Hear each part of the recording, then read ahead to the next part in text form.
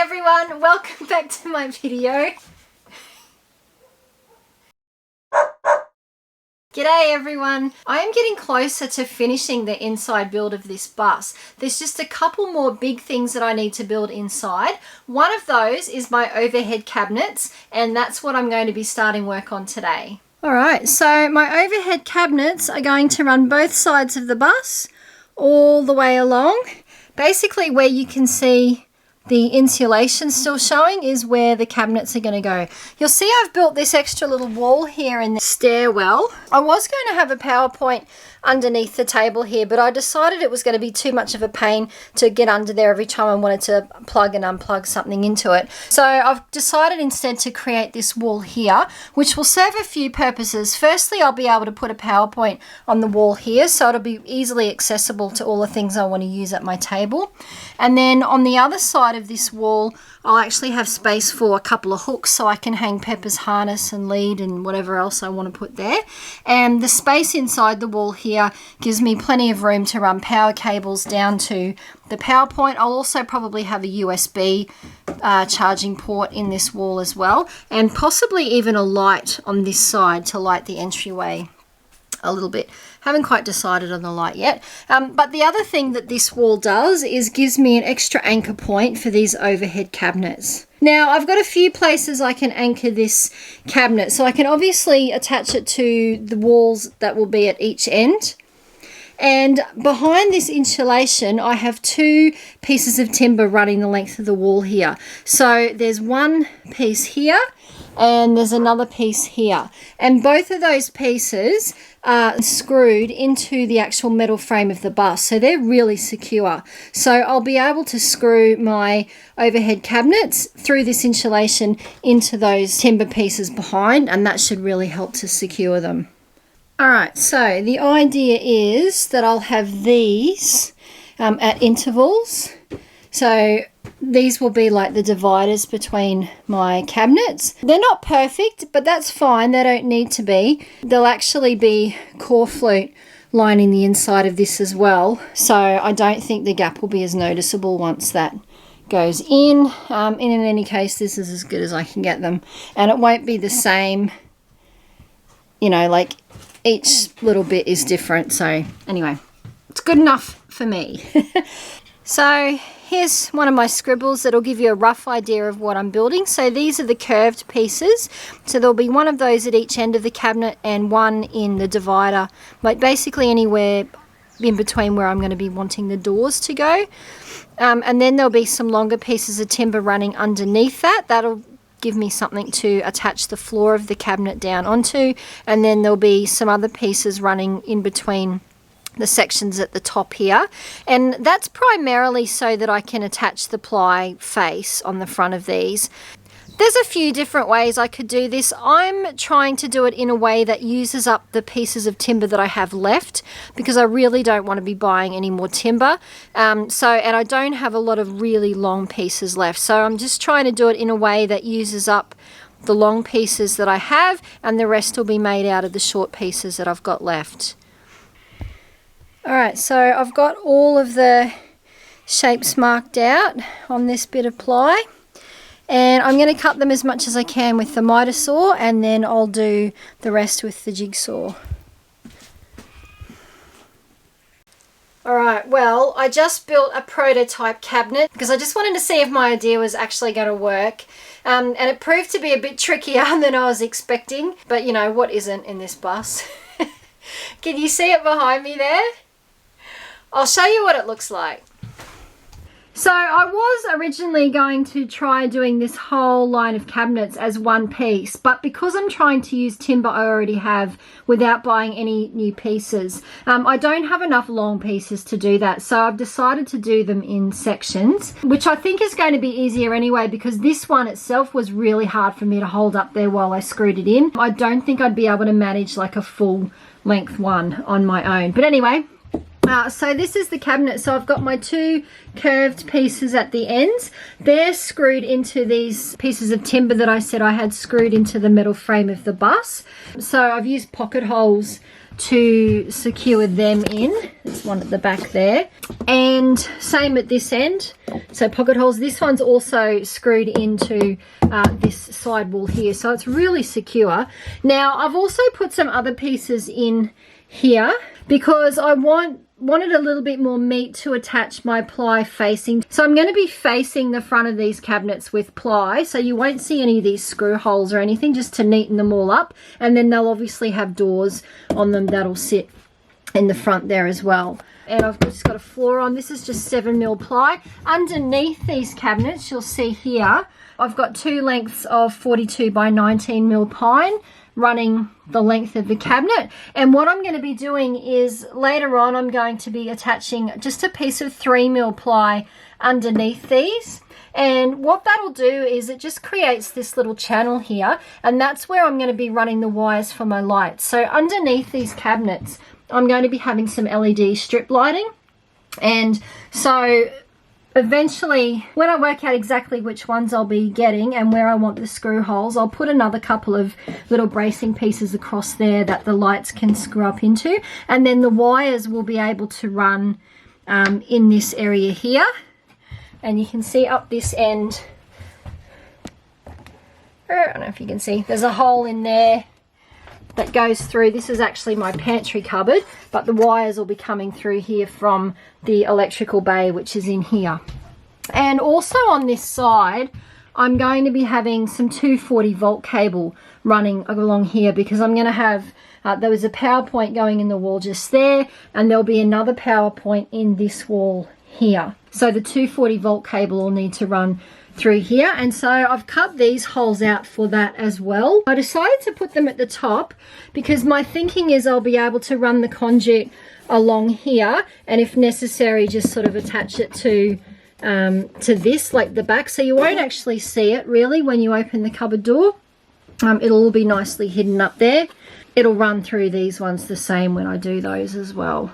The trickiest part of this cabinet was actually securing in the core flute that I've got at the back here, because it's quite stiff, and it was really, I was hoping it would just sit there once I'd attached it to the end pieces, and it's kind of pushed in at the back here, but it didn't. It wanted to bow and sort of stick out a bit. So I don't know if you can see it now. I've put this piece in, but just along the top there I've got a strip of 7mm ply that I had to use to like push the core flute into place, and it's screwed up into those same bits of timber that the cabinet's screwed up into. So that's now sitting really nicely, that core flute, and once the ply face is on this, you won't be able to see any of that. But yeah, that was a lot trickier than I was expecting. The core flute's not quite as flexible as I thought it would be, but anyway, it's doing the job, and it doesn't weigh anything, so it's a lot easier than, you know, ply, or if I was going to line it with, you know, timber boards or something from the ceiling.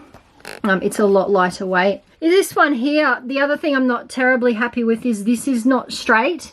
I don't know if you can tell on the camera here, but this end really should have been a little bit more this way, like it's kind of pushed out at the bottom there.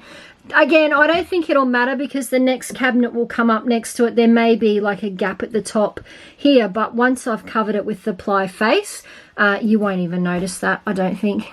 Now that I've kind of figured out how I need to build it, which screws I need to put in first and so on, I'm going to now have a go at making this longer one, which will be basically twice the length of this, and it will go in here.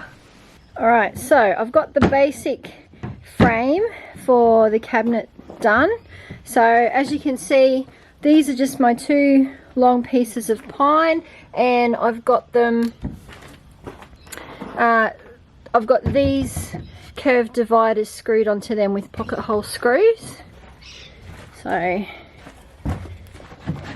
they're all secured on. The next thing I'm going to do before I take it into the bus is attach the core flute a bit to this. Now the core flute is largely held in place, like it gets squashed between the cabinet and the wall of the bus when this gets screwed in, but it just makes it a bit easier to get the core flute in the right position if I attach it to this first. So I'm just going to put a few nails in along here and attach the core flute, and then I'll get this into the bus.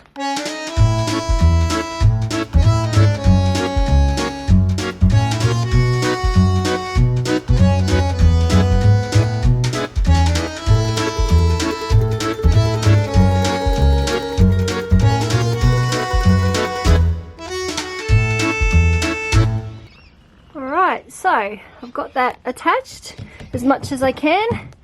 Now let's see if I can fit it in the bus.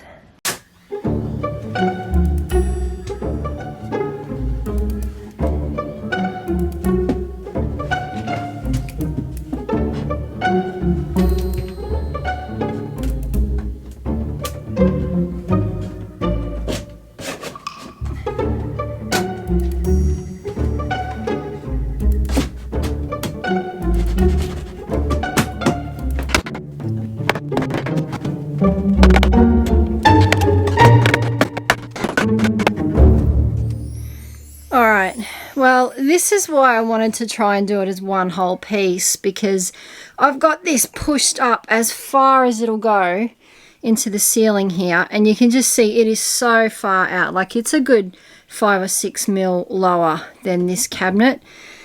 I think the problem is because this cabinet is not straight, and for some reason it is screwed like a lot tighter and like higher into the ceiling here than it is at that end. So not only is it kind of pushed out this way, but the whole cabinet is actually slightly higher at this end, which I think is exacerbating this difference here.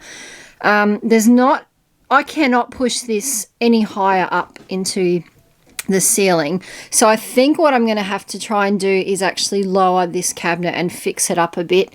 I'm not really sure how to do that without loosening these screws that are going in here, and I may have to do that. If I can securely screw this one into the ceiling, then I may just be able to screw the two of these together and that'll be enough to hold it. It'll still be held in to this back one here.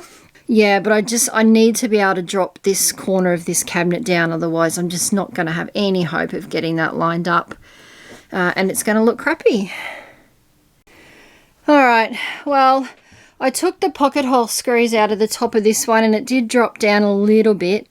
I have bashed this one into position as much as I can. I mean, it's still not right.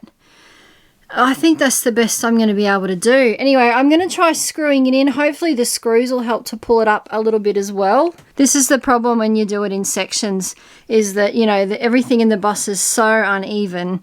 The chances of getting these perfectly lined up is pretty hard.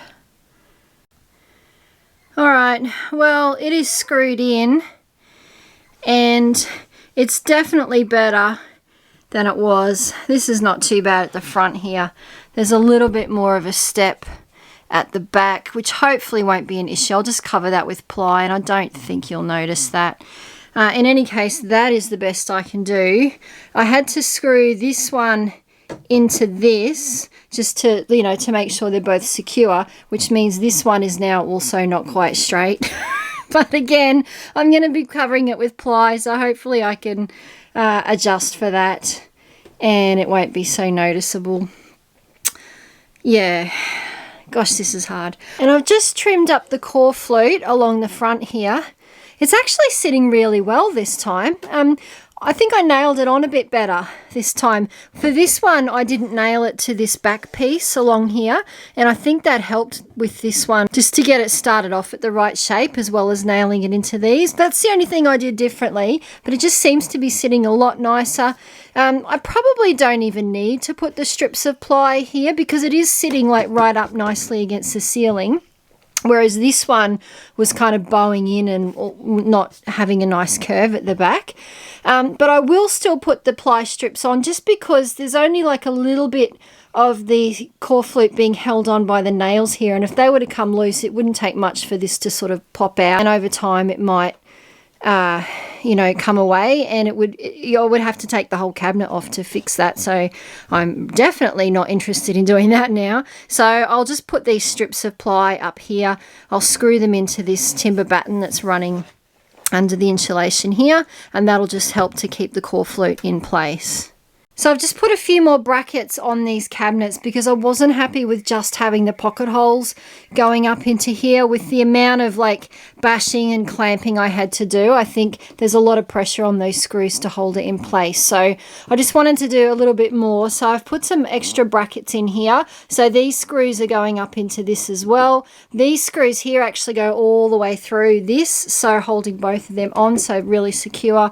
I've put another one up here and another one at this end, and also I'm going to put a few of these once I've put the floors in like this one. I'm going to put a few of these that are screwed into that timber batten that I've got running along here, so I'll probably put a couple more in here. Now it looks a bit crappy because you'll be able to see those when you open the cabinet, but I'd rather have cabinets that are not going to fall off the wall than have cabinets that are pretty. So, and once this cabinet's full of stuff, you won't really see that anyway. But I'm a bit happier with putting those extra brackets in. So now I'm going to put the floors in these two sections here, and I'll put some more brackets in, and then I'll be able to put these extra pieces for the facing along in there as well. All right, well there they are. I'm not totally happy with them because they're pretty rough, but they feel secure enough, so I think they'll be okay. I just remembered I had these little screw eyes in my collection, and I thought it would be a good idea to put some on the back of these. I don't know if you can see the ones I've already done.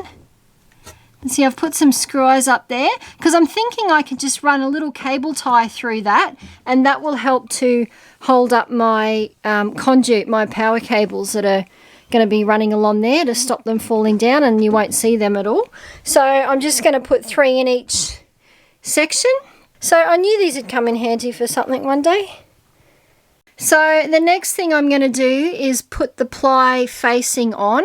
So hopefully try to make the fronts look a little bit nicer and cover up all this mess here.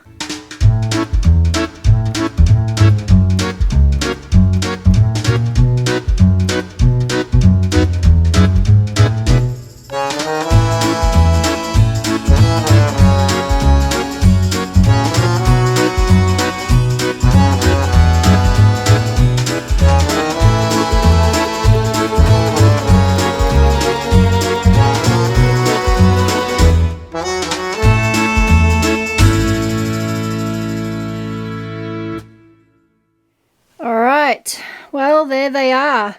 So I've just put these pieces of ply on the front just to neaten it up a little bit.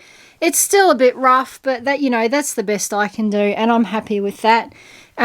This one here is not ideal. There's a slight sort of change in the level there. I did try sanding it a little bit, which has helped, but I don't think that will be an issue because I'm actually planning to treat these cabinets differently. So cabinets that are over the kitchen benches will be painted, whereas I'm thinking these ones in the living area, I might actually stain them, so they'll look like 2 completely separate cabinets. So I don't think this little slight difference in the level is going to be an issue, really. And you know, I'm building a rustic style bus, so my thinking is if I'm happy with it, then that's all that matters. So obviously I still need to put doors on the cabinets, but at this stage I'm just trying to get things finished to the point where I can install all the electrical stuff. So once all of the cables and everything are run, then I'll be able to come back and put the doors on. Now I need to build some cabinets on the driver's side of the bus, but before I do that I've got to do a Bunnings run because I need a few more screws, I need some brackets and a few other things. So I'll have to give you an update on the cabinets on the driver's side in a future video.